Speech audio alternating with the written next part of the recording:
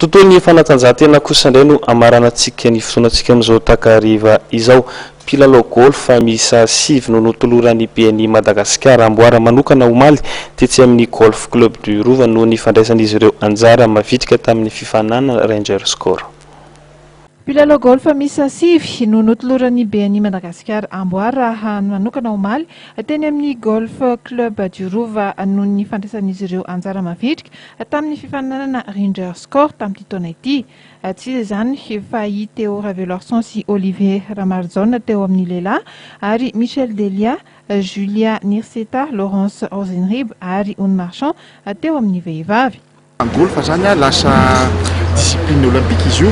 Dikan'izany ty tsara zany raha démocratisena zany dia zay na tonga anay zany mampirisika ny Europanao gazety sy mampirisika ny olombeny mba hanao golf zany dia androany ihany koa zany misy olona omena prix de l'assiduité satria araka lazaina teo zany maromaro zany la izy dia nisy olona zany navitrika foana tamin'ny dingana maromaro dia ireo olona ireo zany no omena fakasitrahana hoe ay nanaja ny BNI izy sady nanaja le Ringer Score zany dia omena fakasitrahana zany fa tsy le score zany nijerena androany fa zay zay favitrihana zany no kasitrahana androany. 5 zany ny olona izay manatrika androany zany tsara lazaina zany fa anisan'ny tournoi zany izay anisan'ny olona betsaka mandeha manao le Ringer Score ty zany.